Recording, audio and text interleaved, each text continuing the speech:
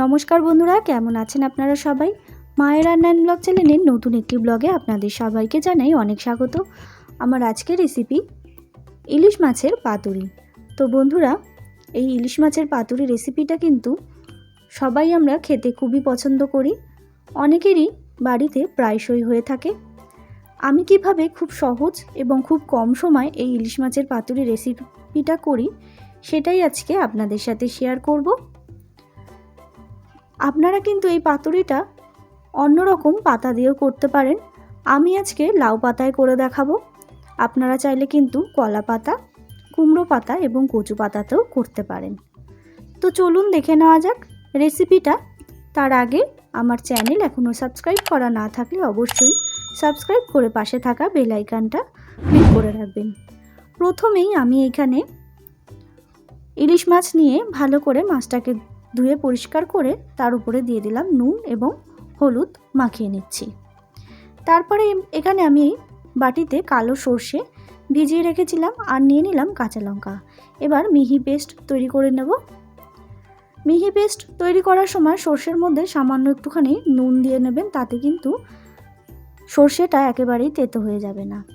তারপরে একটা পাত্রের মধ্যে পেস্টটা দিয়ে তার মধ্যে দিয়ে দিলাম হলুদ গুঁড়ো এবং সর্ষের তেল, ভালো করে মিশিয়ে নিচ্ছি। তারপরে নিয়ে নিচ্ছি লাউ পাতা। এখানে ফ্রেশ লাউ পাতা নিতে হবে। ছোট হলে দুটো নেবেন আর বড় হলে একটাতেই কিন্তু যথেষ্ট। তারপর মাছগুলোকে আমি সেই পেস্টটার মধ্যে ডুবিয়ে লাউ পাতার মধ্যে কোটিং করে নেব। তারপরে একটা কাঁচা লঙ্কা দিয়ে সুতোর সাহায্যে পাতাটাকে বেঁধে নিচ্ছি। তো দেখুন বন্ধুরা, এরকম করে কিন্তু সমস্ত মাছগুলো আমি লাউ পাতার মধ্যে কোটিং করে নিচ্ছি। যেহেতু আমার ছোট পাতাগুলো, তাই আমি দুটো করে পাতা দিচ্ছি। আপনাদের যদি বড় পাতা থাকে তাহলে কিন্তু একটা করে দিলেই যথেষ্ট। তো দেখুন বন্ধুরা, আমার কিন্তু কোটিং করা কমপ্লিট। এইবার আমি আগে থেকে গ্যাসে ফ্রাই প্যান বসিয়ে রেখেছিলাম। ফ্রাই প্যানের মধ্যে দিয়ে দিলাম পরিমাণ মতো সর্ষের তেল। তেলটাকে গরম করে নেব। তো দেখুন বন্ধুরা, তেলটা গরম হয়ে আসলে তারপরে আমি একে একে দিয়ে দেব কোটিং করে রাখা মাছগুলো দিয়ে আমি ঢাকা চাপা দিয়ে দেবো 15 মিনিটের জন্য। তো দেখুন বন্ধুরা, 15 মিনিট পর ফিরে আসলাম।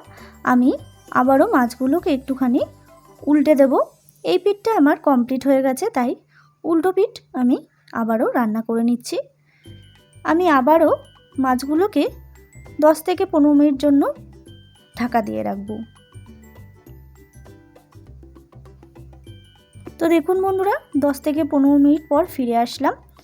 এখানে কিন্তু আমার একেবারে তৈরি হয়ে গেছে এই ইলিশ মাছের পাতুরি। খুবই কিন্তু কম সময় লাগে এই ইলিশ মাছের পাতুরি করতে।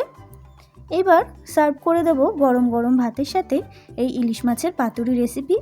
তো বন্ধুরা, আপনারা কে কিরম করে করেন এই ইলিশ মাছের পাতুরি রেসিপি অবশ্যই আমাকে কমেন্ট করে জানাবেন, এবং আমার রেসিপিটা ভালো লাগলেই অবশ্যই একটা লাইক করবেন, কমেন্ট করবেন। চ্যানেলটাকে সাবস্ক্রাইব করতে কিন্তু একদম ভুলবেন না। দেখা হবে নতুন একটি রেসিপির সাথে, নতুন একটি ব্লগে। ততক্ষণের জন্য ভালো থাকবেন, সুস্থ থাকবেন এবং নিজের শরীরের খেয়াল রাখবেন।